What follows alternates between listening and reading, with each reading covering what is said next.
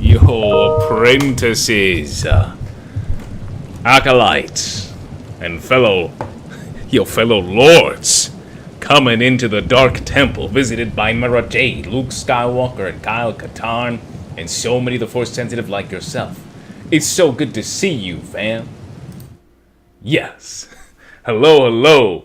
Welcome, fam. So good to see you. Yo, thank you so much, Chase, for coming into the stream. Thank you, everybody else on Instagram. Thank you for coming in here. Yo, Geek, it's so good to see you.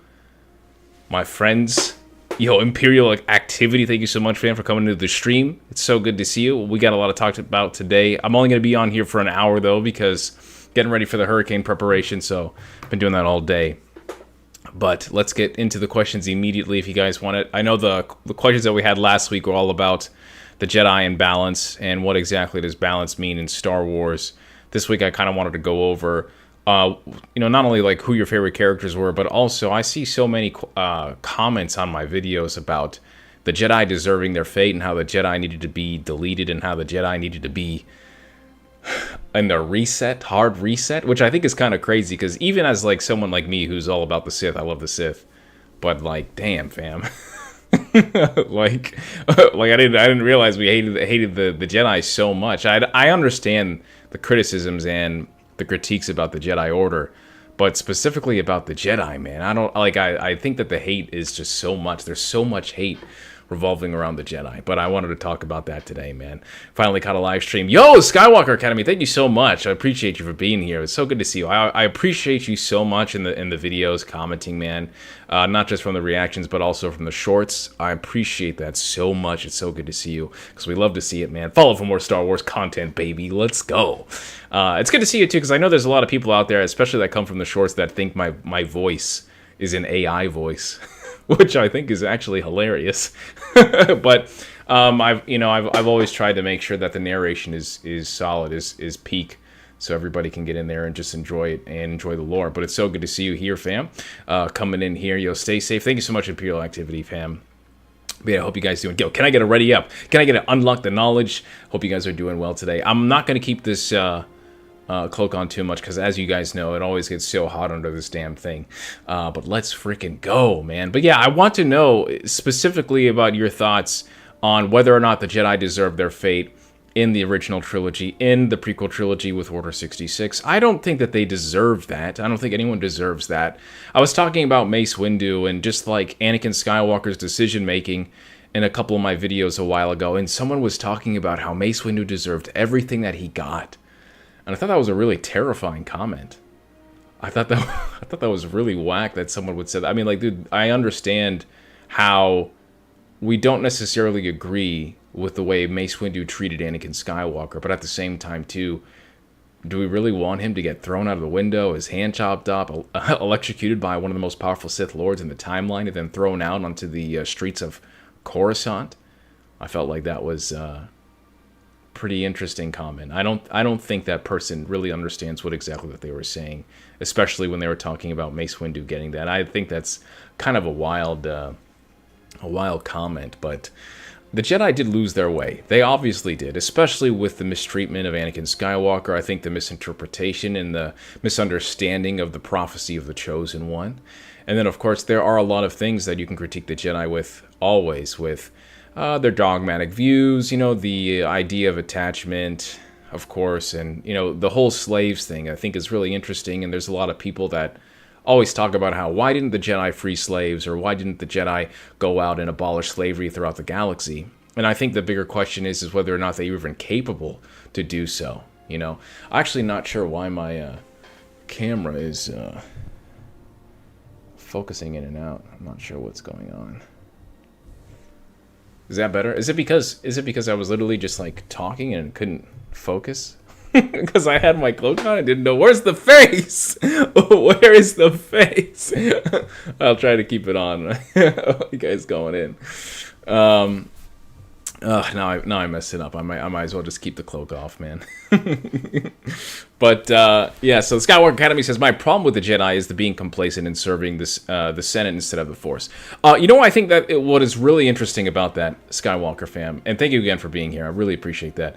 Is I don't necessarily see the Jedi serving the Senate. I see the Jedi becoming complacent and losing their way with the Force. And I think that's the biggest thing. Because, you know, one of the greatest things that I love is what Luke Skywalker does after the Vaughn War. After the entire issue that he had with Kip Durin and his entire radical sept of Jedi that he had.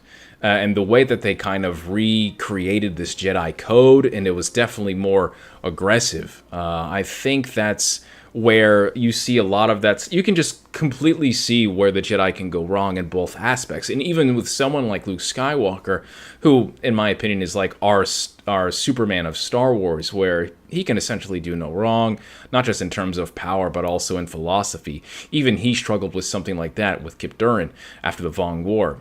And I think what's ultimately interesting is after all that, you know, he removes the Jedi completely, removes them from Coruscant, removes them from Yavin, and they move back to Ossus, which was where the original Jedi Temple was, one of the first founding Jedi temples, which is really interesting. And that's where you kind of see them completely disconnect and disassociate with politics. They're still around, but they're nowhere near as integral to the movement of the Republic as they were in the Clone Wars era. And, you know, even in the Clone Wars era, Skywalker fam, I feel like they weren't necessarily serving the Senate. I think it was more so the Republic, you know. And as you all know, as we see in the prequel trilogy, that was their undoing. Is they ultimately did become too involved with politics. And, you know, you see Count Dooku, you see Qui-Gon Jinn, you see a lot of characters openly, you know, disagree with everything that's going on in the prequel trilogy, you know. And I think just the rise of Darth Sidious, the Rule of Two, the Shroud of the Dark Side, and of course the Prophecy of the Chosen One absolutely destroyed everything. Geek, thank you so much for coming on Instagram. Says I don't think they deserved it, but they had it coming. In my opinion, they became a bit too arrogant, and I'm all about the Jedi, but I don't like how they were treating Anakin. Yeah, and me as an Anakin Skywalker fan, even though I'm all about the Sith, baby, especially if you guys watch the videos that I put up, I am all about the Sith, man. And Anakin Skywalker is my favorite character outside of a couple others, but he's ultimately the one I always love so much, him and Vader. And when I watch Revenge of the Sith, when I watch Attack of the Clones, even, it's just so sad to see the trajectory of that character. And, you know, a lot of it, of course, is on Anakin Skywalker's decisions. Yes, he's being groomed, of course, by Palpatine, the most powerful Sith Lord in the timeline, that George Lucas saw as the most powerful Sith Lord in the timeline. And then, of course, everything that happens around him, you know, his mother dying, the politics, and just the way that they treated Anakin in general, you know, not freeing his mother. There was a lot of really questionable decisions that the Jedi Order made. And everything is the way it is because that's just the way the story unfolded. But to say that the Jedi necessarily deserved it, I don't think is correct. And I can't, even as much as a Jedi hater I am, I cannot agree with people saying that. Because there's a lot of Sith love, especially when I talk about Legends, man. When I'm always talking about Star Wars Legends continuity in my videos, everyone is such a big Jedi hater, man. And there's a lot of them are so involved with the hatred of the Jedi that they legitimately think that the Sith are better or the Sith are good. Or there's even people trying to convince me in the comments that the Separatists are the good guys the entire time. You know, and it's such an interesting way, I think, that a lot of people just misunderstand Star Wars. And I think a lot of it has to do with like content creation and content creators, and also the romance, the perception, and I guess the absorption of Knights of the Old Republic video games, because you play one of the coolest characters in all of Star Wars with Revan. And then, of course, Knights of the Old Republic 2 gives you one of the greatest characters, best written characters in Star Wars with Traya. And, of course, you love the ideology of these characters with Revan and Traya, and so, of course, you want to side with them. But I think a lot of people kind of misunderstand the teachings and misunderstand the paths of those characters, and what happened to them. Not only why Revan chose to use the dark side and why he became a Sith Lord, but also Traya. She ultimately falls at the end of that game. And I think that's one of the most interesting things and a detail that a lot of people just completely overlook when they're talking about the downfall of the Jedi. If the Jedi are bad, well, the Sith are nowhere near that too, because they are, in my opinion, even more so flawed. But that's all, honestly, that's always the most interesting part. And I got to take this off, man. I'm already sweating. Sorry, guys. I can only do it for so long, and it's just so damn hot. Okay, so now we have David Torreson says the Jedi are Cobb Vanth and the Sith are Cad Bane. That's exactly how that plays out. It's interesting how I love Cobb Vanth, by the way. Cobb Vanth is such a damn cool character, man. I love that character. He's so freaking cool. What happened to Jar Jar after Revenge of the Sith? His entire story, I think, is very sad. There's a bunch of different comics. A lot of them get kind of retconned. There's one where he's even being kind of like a showman on the side of the road because everybody kind of blames him for giving emergency powers. There's a lot of stuff. I don't really like those stories. I really don't appreciate how they used Jar Jar, because I also just really appreciate Ahmad Best as a person. And I hope that they end up doing something more for him later. I don't know if you guys saw the new Lego movie, but it was actually hilarious. Where Jar Jar Binks, it's actually Darth Jar Jar. And it's really funny how they use him in that movie. But I don't want to spoil it for you because I think it's hilarious, man. The Jedi aren't on our Sith level. They're not like us. They not like us. Yeah, dude. It's crazy though, because so I guess since you all are here, and I guess we could talk about this stuff. I really want to talk about the Holocaust, the Sith Holocaust. Okay, and I want to talk about a lot of people call it the Sith Holocaust. A lot of people call it the Sith Genocide, and I think the Sith Genocide is one of the most incredible, interesting parts of Star Wars lore. And I think where it gets really incredible is like a lot of people think that the Jedi genocided the Sith, and that's not true at all. Like, that is one of the biggest lies in all of Star Wars continuity. And I see it talked about in so many videos. And there's only one part where the Jedi are even mentioned doing this, and that's in the Star Wars The Old Republic timeline videos. And it's all about the Great Hyperspace War. But it's not even the Jedi that are mentioned that do this. It's the Republic itself. And I think that so many people affiliate the Jedi with the Republic because, that's what we see in the prequel trilogy. And that's what we hear about in Star Wars in general, is the Jedi Order, and then, of course, the founding of the Galactic Republic for the first time, 25,000 years before the Battle of Yavin, the Jedi Order's creation as well. And I don't think a lot of people have really read a lot of that material. And this all comes from the Tales of the Jedi series. The comics are freaking amazing. That's where Exar Kun is, Marco Ragnos, Ludo Kresh, Naga Sadao, a lot of amazing characters in terms of story and Sith. Yo, Ralph, thank you so much for coming again. I appreciate you, fam. Thank you for being here. So good to see you. Right now we're talking about the Sith genocide, the Sith Holocaust. I wanted to talk to you guys about it because I think there's a lot of people that really misinterpret and also even lie about what actually happened in that event. And I see it misused a lot through Star Wars content creation. And I wanted to kind of like get your guys' view on that. But what do you all know? What have you all heard from first? What exactly is the Sith Holocaust? What exactly is the Sith genocide from you guys? I would love to hear that. Was there an actual Sithari? Was it Bane? So a lot of people think that King Adass, the Sith people. No, I'm not talking about badass or an ass. I'm talking about King Adass.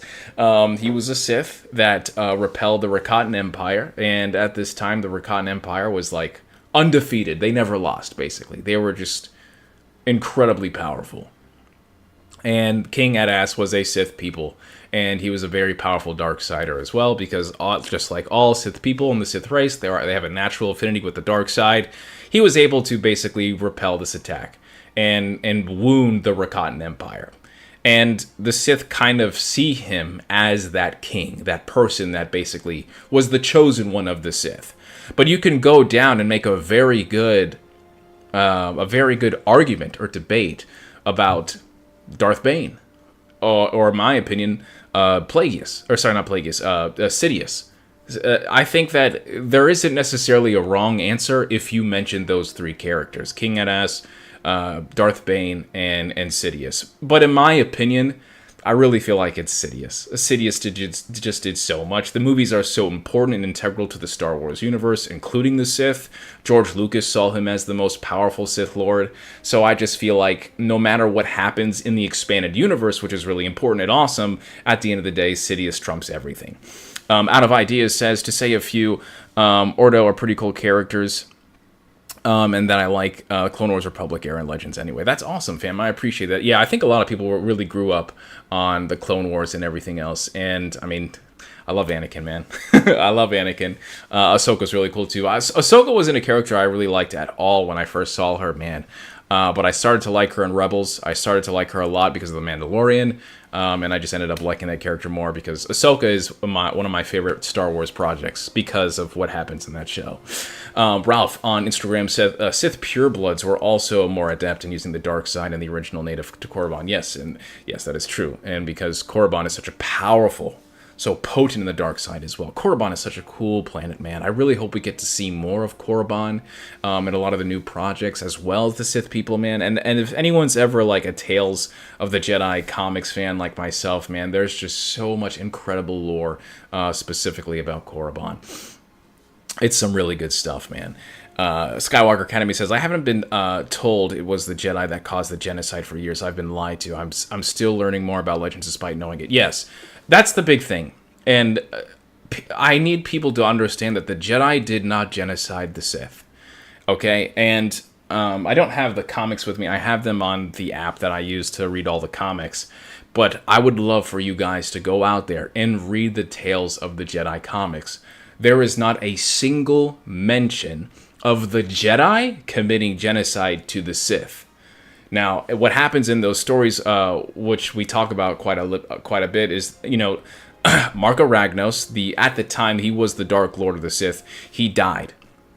And now, because he died, there was a new Dark Lord that needed to lead the entire Sith, and there was basically two candidates, and it was Ludo Kresh and Marco Ragnos. And then, you know, Ludo Kresh didn't really want anybody to be a Dark Lord. Naga Sadow was the other one. Naga Sadow wanted to be the Dark Lord. And in fact, he self-proclaimed himself as the Dark Lord of the Sith. He ended up capturing two Republic hyperspeed explorers, which is a really cool thing. The comic book goes more into detail about it, but basically they're going out and selling hyperspace ways, because hyperspace isn't even really thought about yet. They're still kind of figuring out what to do. And they go out, they accidentally find literally Sith space and the planet of Korriban, and then Naga Sadow captures them. He uses their ship and their coordinates to basically track the Republic.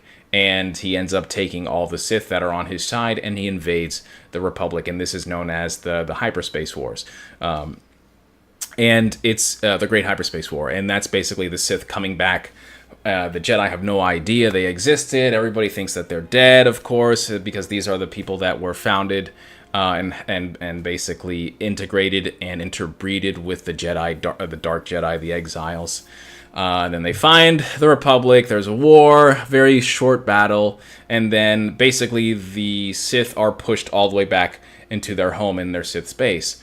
Now, at that moment, all the freaking forces of the Sith are depleted. They're basically destroyed. Some of them even commit suicide in that moment, because they don't necessarily commit suicide, they are fighting and they're dying. Even though they know the odds are against them. And it's like a ritualistic sense that the way that they do this, because that's the way the Sith grew up. That's what they do. And Naga Sadow, the one that leads them there, basically leaves. He disappears. He goes and he vanishes all the way into Yavin. And now the way that comic book ends is right there. That's it. There is nothing after that. The next story is like 100 years after. And so Star Wars The Old Republic comes out. And Star Wars The Old Republic says, oh yes. So basically what happened is not only did Naga Sadow flee this place, but the Republic created the counter-attack treaty, and basically that allowed the Republic to invade Sith space and go out and search any other Siths that were threats and kill them. And so people use that as a way to say, oh well, the Sith, were genocide, and the Jedi have nothing to do with that. Nothing. The only thing that the Jedi have done in lore, and there's many citations and sources to this, is the Jedi Shadow class. And the Jedi Shadow class is actually from Jedi that are almost, I don't want to say dark-sided, but they are very aggressive and push themselves to a point where they need to kill and do other things that isn't really, how can I say it? Isn't really something the Jedi Code would approve of. And they go out and they find Sith artifacts. They go out and they find Sith sites. Anything that a Sith ideology or has anything ties to a Sith, and they basically kill it and destroy it. That is the one thing that the Jedi have done to destroy and erase the Sith. But the Jedi have never once committed genocide. And there's a lot of people out there that consistently talk about these things, about how the Jedi have committed genocide against the Sith. And that is completely untrue, man. I think they took that video from Star Wars: The Old Republic, and they have made so many videos off how the Jedi committed suicide. And that is completely untrue. So much untrue, man. Thank you so much, Ralph. I appreciate you, fam. The Jedi definitely deserve it if they fumble the Chosen One. Yeah, I think a lot of people fumble the Chosen One, to be honest, fam. I think that's the tragedy of Star Wars in general, I think there's a lot of things that could have played differently, but I think ultimately, as long as Darth Sidious is around, Anakin is probably turning to the dark side in one way or another. There's a lot of people that will consistently talk about how, if Qui-Gon Jinn was alive, or they freed his mother. Even if they did those things, I still think Palpatine is, the most powerful Sith Lord in George Lucas's eyes. There was always going to be tragedy. His mother would have died.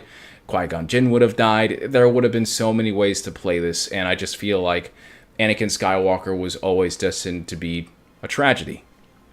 David Torres says, I heard them finally confirm that old guy, the helmet in Return of the Jedi, is Captain Rex. Shouldn't he be hanging out with the other Skywalker? Oh, really? I did not know that they actually confirmed that. I thought that people said that there was definitely, Rex was definitely on Endor, but I don't know if they actually confirmed that it was the old guy with the white mustache that's right next to Han Solo when he taps the stormtrooper. I'm not sure. That would be really cool, because I know a lot of us had theorized about that for a long time. That would be really sick.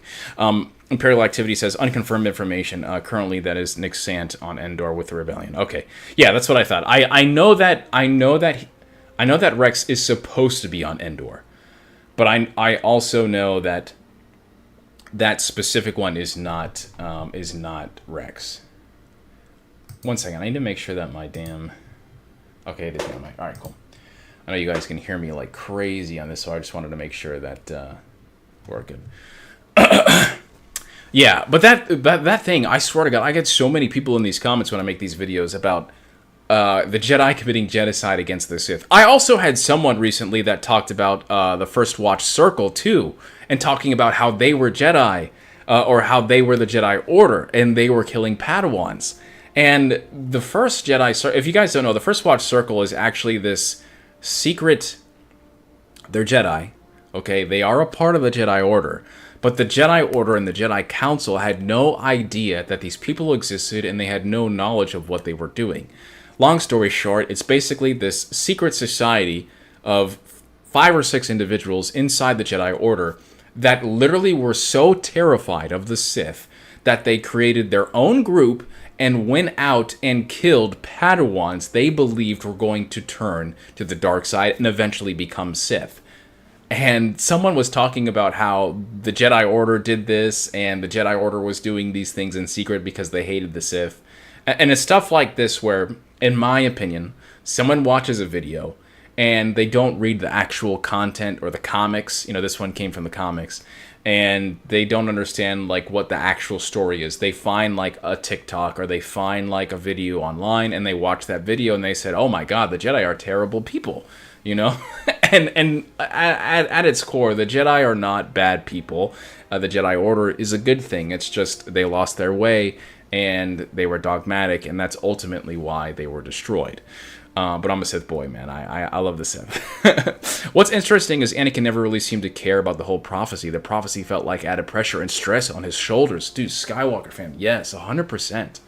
You know, I only saw Anakin really care about who he was when he was just trying to demonstrate his power. You know, because he is a little bit egotistical at times, and I think that's just more of his self-conscious because he's very immature. And one of the reasons why I love Skywalkers is because you kind of see like they all kind of struggle with some sort of anxiety or depression because they have that natural affinity, in my opinion, with the dark side of the Force because, you know, they are children of the Force. And, you know, they have the most midichlorians, all these things. You know, they are so much closer to the Force than a lot of these other characters.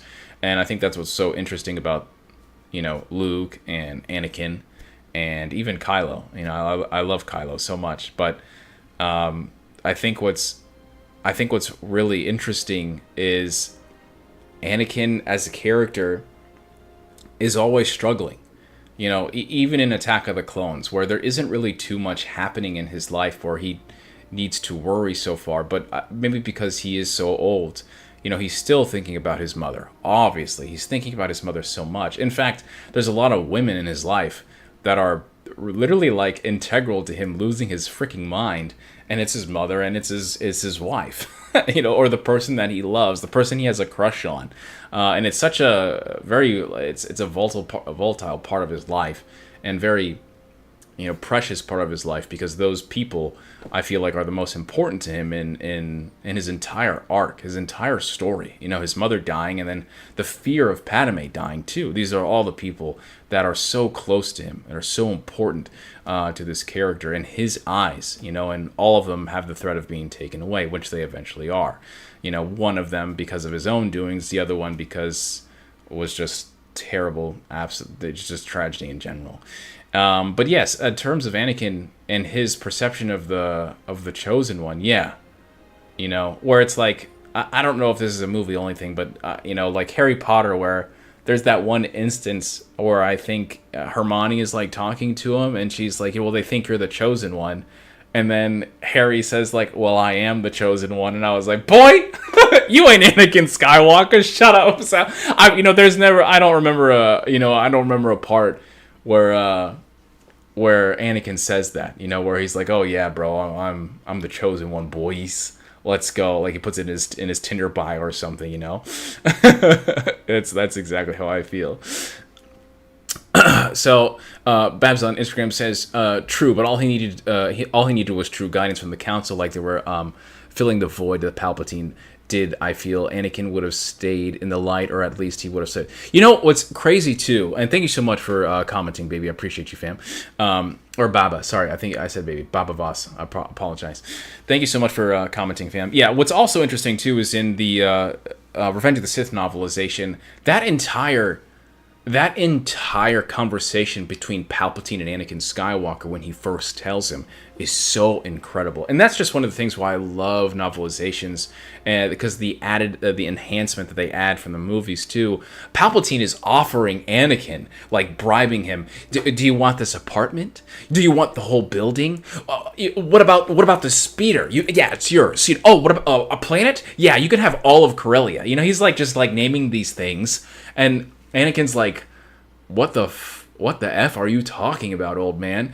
And I think that dynamic is so interesting because it changes the perception of how Anakin sees Palpatine in that instance, because he thinks Palpatine is mad and crazy. Where in the movie, you know, Anakin immediately ignites his lightsaber and he's like, you're the Sith Lord. You know, Anakin collapses. Mace Windu has to bring him back in consciousness and literally sees Anakin as like the shatter point of the galaxy, that this man is literally a ticking time bomb and he has the potential to destroy the entire universe. And it's really interesting, yes, just like Baba says, is like, what if Yoda, you know, and Mace and Qui-Gon, or not Qui-Gon, sorry, and Obi-Wan Kenobi treated him more so? But I feel like they did. I feel like the idea of this, when you watch the prequels, is like they just didn't know how to handle Anakin. And that's a good and a bad thing, because, you know, at the end of the day, like when you've told somebody over and over, please don't get angry, and they consistently get angry, please don't do this, and they consistently do this, and you're supposed to be the greatest teachers of all time, and the person is not learning. Yeah, I mean, like you probably get tired of telling this kid over and over, and you know how great he is, you know the potential of this kid, but he's kind of just like the problem child of the Jedi, and you deal with him, you know.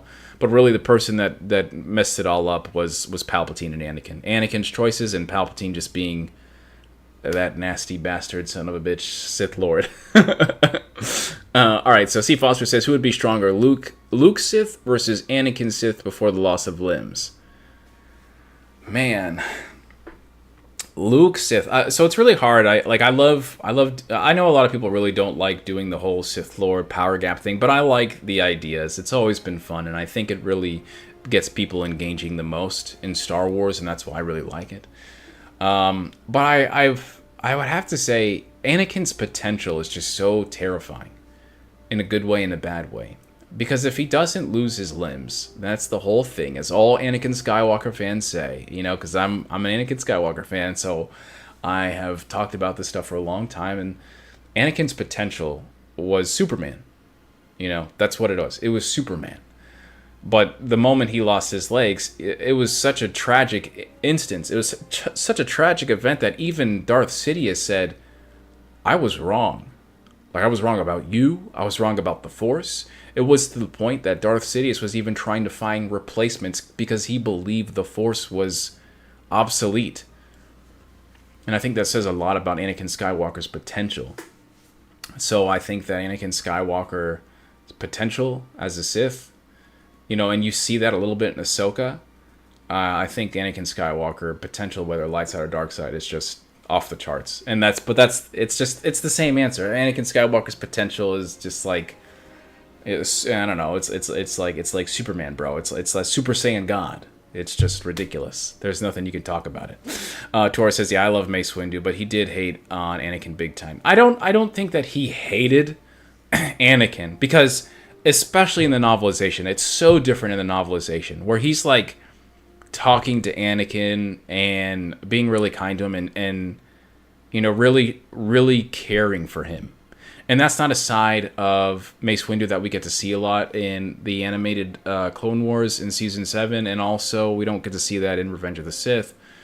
But, you know, in that instance where Mace Windu, you know, tells him, he's like, dude, you have won my trust. Please stay here. I think that says a lot about Mace and his character. And a lot of people hate Mace online. You know, because they really believe that he's one of the main people that really destroyed Anakin Skywalker. But I don't think that's true at all. I just think that Mace Windu is the coach. He knows how much potential that you have, and he doesn't want to see you fail.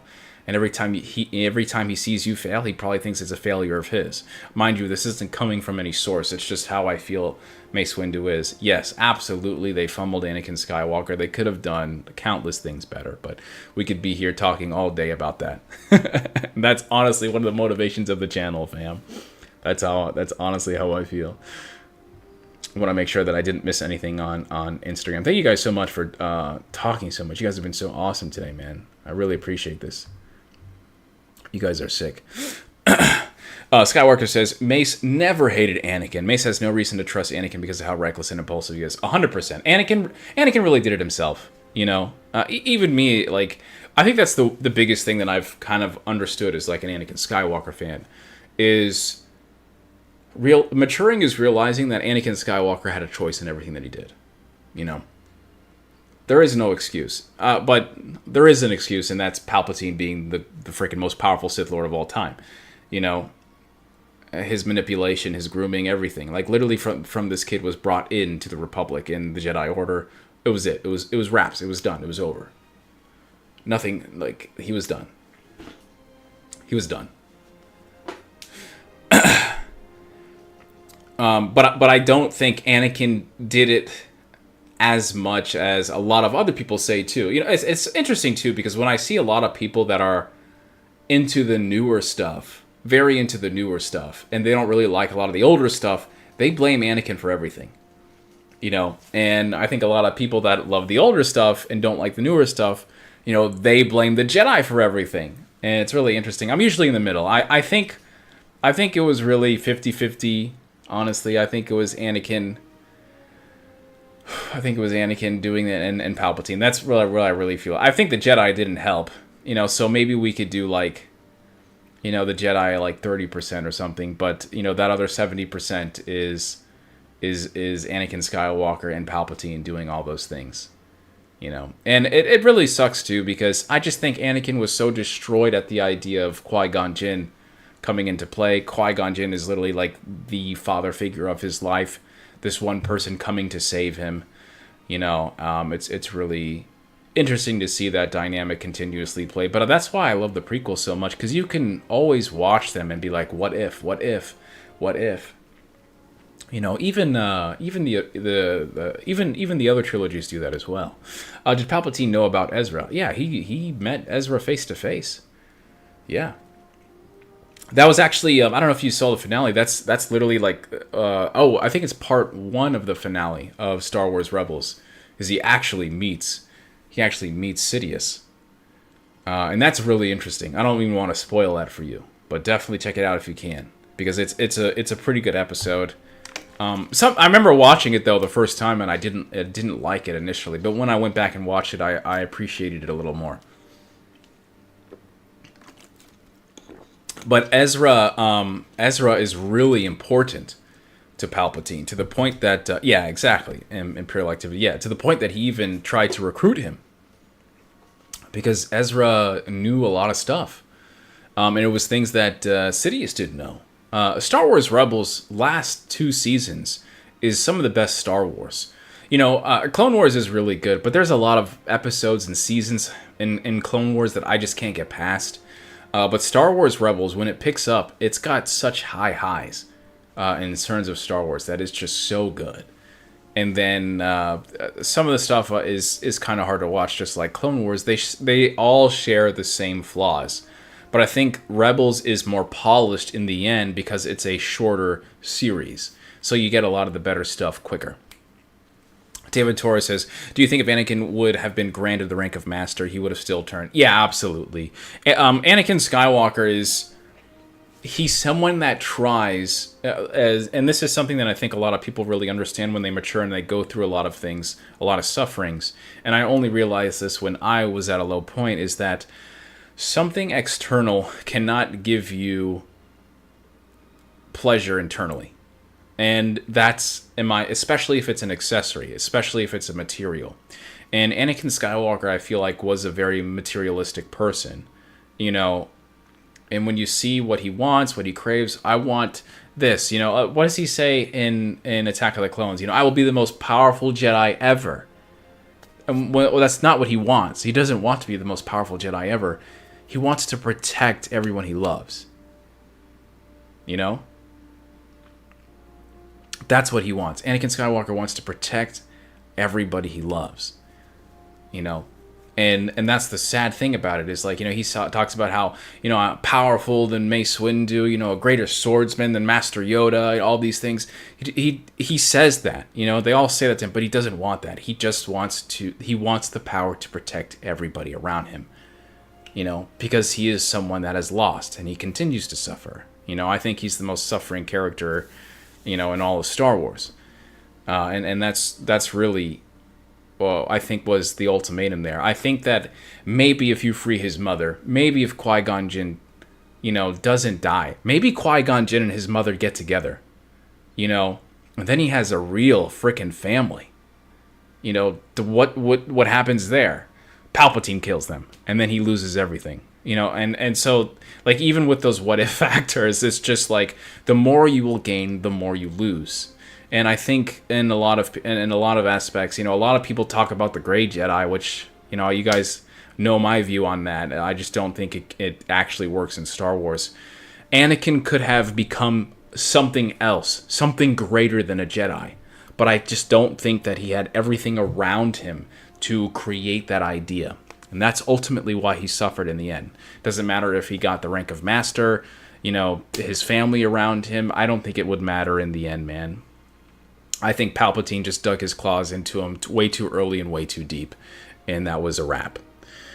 Who's your favorite Sith Lord? Man, Vader. I love Vader. I love Vader. I love Revan. I'm getting the freaking statue. I love Traya. I don't know, man. It's always so hard to pick one. Every single character, I think, influences everybody. You know, Darth Vader for me, even Kylo Ren, obviously he's not a Sith, he's a Darksider, but, you know, even someone like Kylo Ren, where Star Wars for me is always about atonement, and the consistent struggle to be good. Because in this galaxy where the Force is, you know, especially with, like, if you like Knights of the Republic 2, you know, you really see the Force in a different aspect, and how it's always challenging people or discarding people in a certain way so it can achieve its temporary balance, or what its view of balance is, you know. And I love the idea of these characters, good or bad, or naturally dark, or naturally light, or naturally suffering and struggling, and how they all kind of like exist in this galaxy, and they're all trying their best to be decent, or their version of decent, you know. And like that's why Andor is such a great show, where you see Cassian, where I really just didn't give a shit about Cassian, you know. And if you told me I was going to watch an entire show based off his character, I wouldn't believe you. But I like how a character like that, he's not necessarily a good guy, but he's on a different side than the bad guys, and he's going around doing his stuff. Like, that's what I love so much about the expanded universe. That's what I love so much about the Star Wars in general. It's like Knights of the Old Republic, the video game, gives you this idea that you don't necessarily have to be a Jedi, and you can still do good things. You know, you don't necessarily have to be a rebel soldier, you know, or, you know, someone like Padme or someone, and doing good things. There are different ways to be effective and work the galaxy in a certain way. And I think that's why so many people love Revan, because Revan is that character for a lot of people that play that game. You know, I also love Malgus. Malgus is an incredible story. Malgus is so damn cool, man. God, I love Malgus. I could talk for days about Malgus. The Sith Lords that I don't usually like is someone like Nihilus or Vitiate, where Nihilus to me isn't really like a really good written character. He's just kind of super powerful, but then he's not, because he's also weak, and his power is also his weakness, you know. And he's not even that really great of a Force sensitive. Like, he's not that skilled. He just has an incredible power, and he can't even use his power correctly. He's not even a master of his own power. Someone like Zion is really compelling. You know, to the point where this guy is so damn angry, he won't die. You know how angry and full of hatred you have to be to the point that you're literally like, that you're not freaking dying? that literally your anger is holding you together piece by piece? Like, that's some wicked stuff, man. I love that shit. That's so cool, dude. How strong was Ahsoka 1 through 10? She held her own against Vader and Maul. Oh, okay. So I would say that in Rebels, she's probably, so let's go with George Lucas's ranks, right? And these always change. So Palpatine is a 9, going on an 11 in Return of the Jedi. Vader is an 8. Luke Skywalker is a 7. So I would say that Ahsoka is like a 6 in Rebels, but I would say that she's almost an 8 as Ahsoka the White. As Ahsoka the White, I think she's an 8. So that's where I think that she is. I think Luke and at the end of The Mandalorian is also an 8. So I think they're all right there right now. I think they're very strong. Mind you, I don't think that Palpatine is a 9 in Return of the Jedi. I literally think that Palpatine is an 11, and he's going on like a 15 if he turns Luke Skywalker.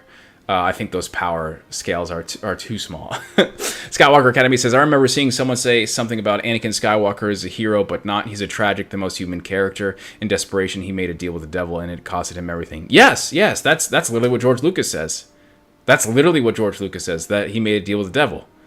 Because, there's a lot of people, mind you, and I always get killed for this.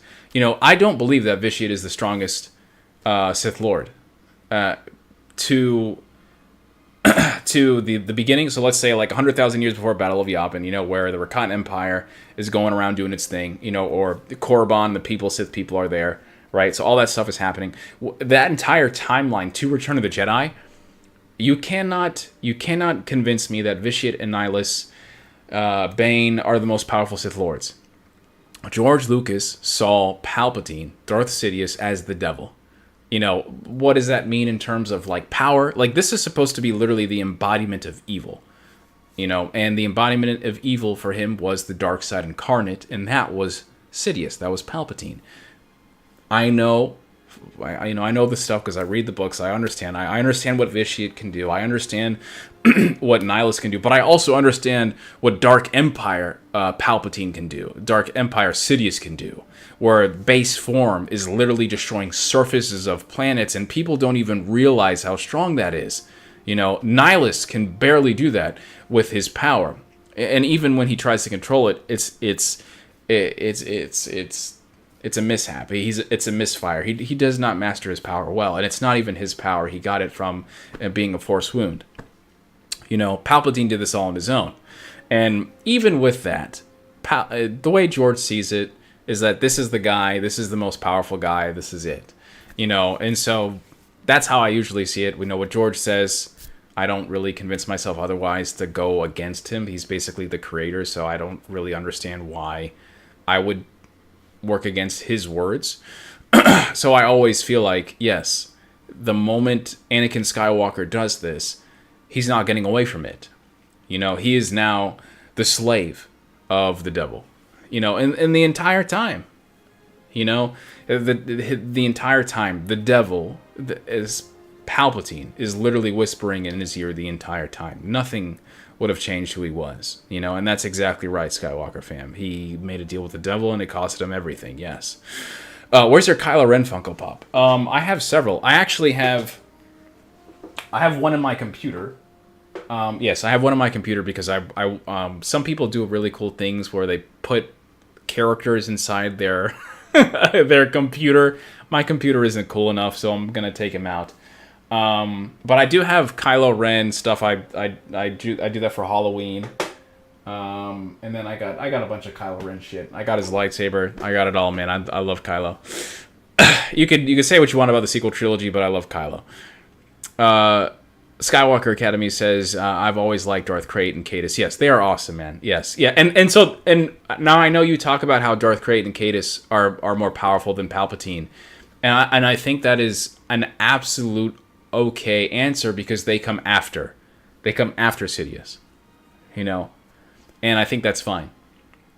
Because, in my opinion, George Lucas had thought outside of his version of what he wanted to do with Darth Maul and the Twi'lek lady. I always forget her name.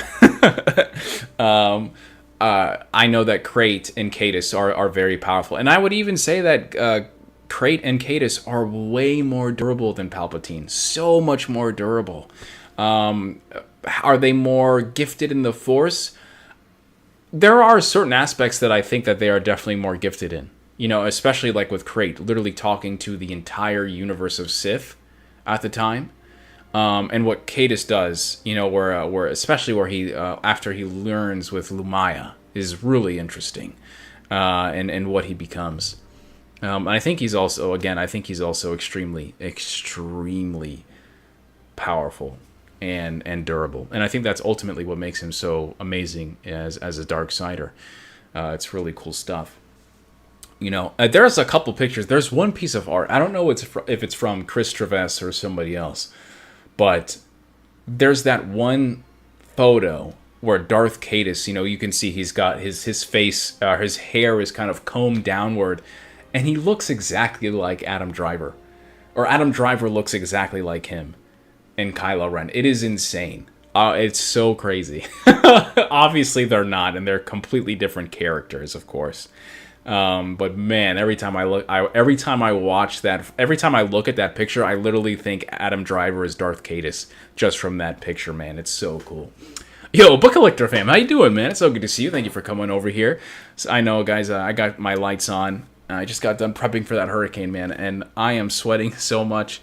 But we're going to do 10 more minutes here, so if you guys got any more questions, we'd love to hear any more about your Jedi propaganda. your Sith propaganda, and anything else. I know we've been talking about Anakin Skywalker all day today, and I love it. But yeah, man, I would love to hear anything more about your favorite Sith Lords and other stuff. But do we all agree on the whole Jedi not committing genocide thing? Because I think that's just such a wild take that a lot of people just consistently throw the Jedi under the bus with that. I think it's so wild. That whole thing is so crazy, man. It's absolutely insane. But yeah, thanks again, guys, for coming over here. I appreciate y'all. Yeah, Cadus is cool. I love Cadus. I love Crate. I like them all, man. They're pretty sick. I love all the Knights of the Old Republic games. I don't like Nihilus too much, but I love everybody else from those video games. Traya is cool. Yes, absolutely, fam. I love Traya. I literally can talk all day about that character and their conundrums. One of the most interesting characters. It's a character that I think is probably one of the most, like, the best written in all of Star Wars, outside of, like, Vader. It's just, like, you've never had a character... Like Kreia is everything that I've always wanted Yoda to be, where you ask a question to Kreia in the game, you know, or Kreia's got so much dialogue when you play as Maitre Cirque, and it's just an answer for everything. You know, even the character gets annoyed of you like a teacher would, and says, like, you know, what are you talking about? You should do this, you know, like, well, why would you do these things? And especially where you meet the right when you go into the underworld, and, you know, the bum talks to you, or is it Narshada? I can't remember. And, you know, she literally, like, scolds you for giving the person money, or not giving the person, or telling the person to get away and threatening them. You know, it's only two choices. And I ever since that moment, I've always thought the character was so interesting, and I've literally just never forgotten that. Never forgotten those interviews, those interactions, the dialogue. It's really cool. But I still, to this day, think that so many people overlook everything that she does in that video game, because at the end of that game, she literally turns to the dark side. She turns to the dark side, and then she even tells you, "Don't listen to me, because I fell to the dark side. Please go off, go find Revan, you know, go and teach, or will you stay here on Malachor and look for somebody else to teach?" You know, it's really. It's just such an interesting game, and I think a lot of people don't ask her enough questions at the end of that game to really understand what happened. So beautiful, man. I love that. Darth Plagueis believed in the rule of two. So in The Acolyte, the Stranger was his number one. How long before it took on Palpatine? So I'm not sure where exactly The Acolyte would be going, but I'm assuming... what we got from the director said that Plagueis had taken on Kamir as their apprentice, but the way Kamir is and Plagueis is leaving, I don't know if it really seems like Plagueis knew that Kamir was doing this, or maybe that was a part of the plan. I like it more so if Plagueis didn't like the idea of bringing on his apprentice, bringing on an apprentice. But again, Acolyte wasn't really my favorite show, but I love Plagueis, and I hope if that show, I literally just want to see Plagueis and Kamir more. I love those characters. I think they're really cool and interesting, and I would really like to, at the very least, read an expanded universe novel. Now, how far away is Palpatine? He should be. It should be a while before he's born. He shouldn't even be born yet. But who knows, you know?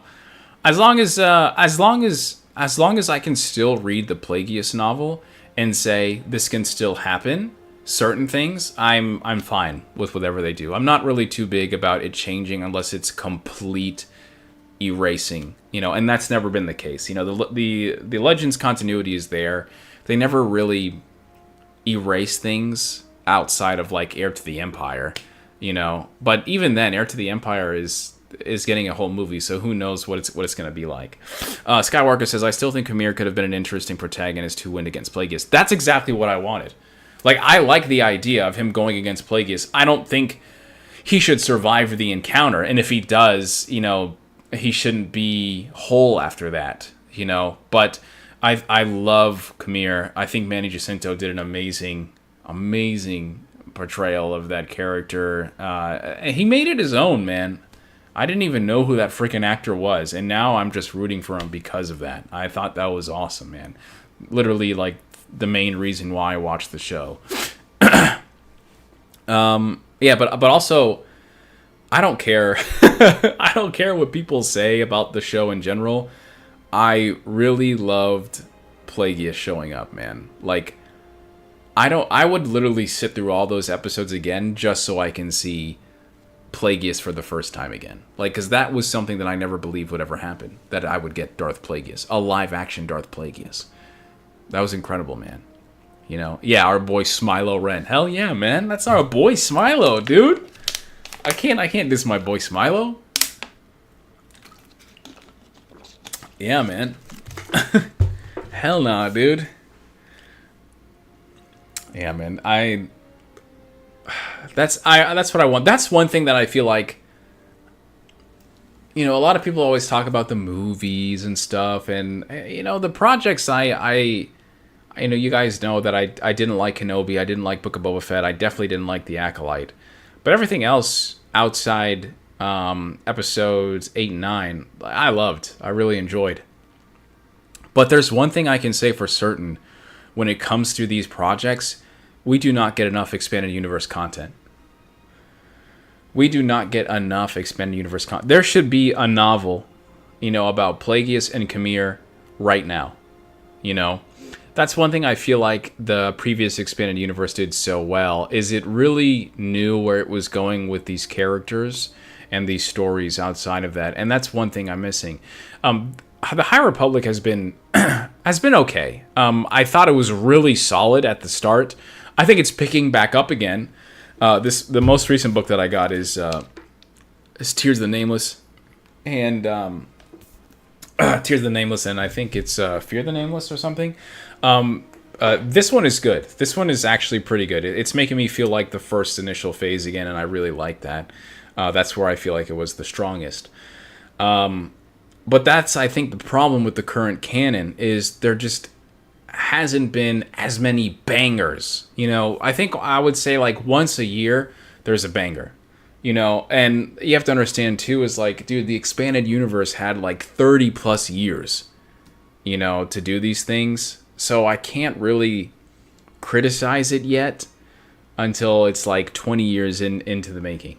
You know, when you're at 15, 20 years, I feel like, compared to all the resources you have now, compared to all the resources that they have then I can literally say in terms of the expanded universe, okay, this is a failure. You know, where's the Old Republic stuff? You know, where's my Old Republic stuff? Where's the New Republic stuff? Where's the stuff beyond? Like, where are the books that are outside of the movies, outside the High Republic, and can get me to say this is amazing Star Wars, and you need to read this. You know. Yeah, that's the big thing. But outside of that, there have been some really great books. And if you guys ever really want to know if there's any new canon books that you like, because we talk about Legends all the time, so we already know the bangers for Legends, you know. But if you guys ever wanted to know, like, hey, you know, let me try this new canon book, there are some good books. There's about 5 of them I can name right now that are really good, and I think that you guys would enjoy it. Yo, thank you so much. Thank you so much, fam. Appreciate you. Asajj and Bane. Yes. Asajj Ventress is sick. Bane is sick. Wait, Cad Bane or... I always think Cad Bane or Sith Lord Bane, but it's probably Bane. Old Republic lore is the winning timeline right now. Old Republic is just always so good. You know, I like most of the arcs in Star Wars.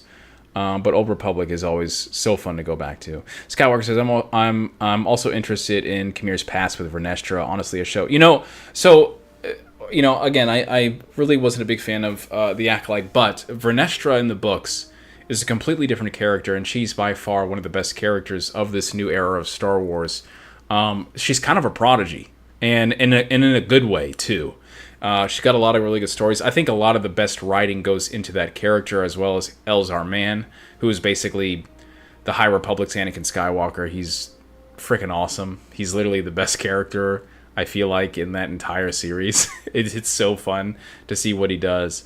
But Vernestra in this show is just very different. And I think it's very similar to how Luke Skywalker is portrayed in The Last Jedi. they're two different characters. You know, by the time you're reading all these books, the perception of these characters is so different that it's really hard to even like Vernestra in that show. There isn't a lot to like in that show in the first place for me. But, you know, I think that would be really interesting because the way Vernestra holds herself up is, you can see that she's becoming like who the Jedi really should be. She makes a lot of really good choices. And the way she handles that entire thing in the show is like, I don't know who you are, dude. You know, I have no idea who you are and what you've done. But it's really, really interesting to see. But yeah, there is definitely some things that I would have loved to see more. And no matter how much I hate a show, or I just don't understand the idea of canceling it, because you're not allowing yourself to make it better. You're not allowing yourself to fix the problems. You're just quitting. You're just giving up. You're saying, "Oh well, everybody's right. We suck." You know, I think that is the dumbest shit.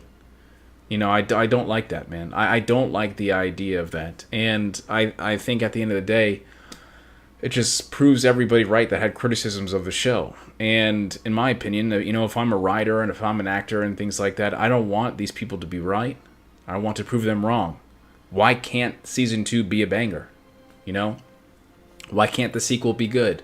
And the sequel after it, like Rings of Power, like the first season of Rings of Power is like not good. It's not good. The second season is good. There's some things that I cannot stand in that last episode at all. Oh my god. But the show as a whole in the second season is just so much better than the first season. You know, I mean, they really still have to improve some things, but, you know, it's just the same thing there where I feel like, you know, you could have really, you know, fixed a lot of wrongs with this show and this series if you would have at least, you know, stayed dedicated, you know, improved your writing, maybe made different choices, you know, maybe invest a little bit more, spend a little bit more money in the right places, you know. I don't know, but I can go on all day about that. That's just how I feel. But I think that's going to be it today, guys.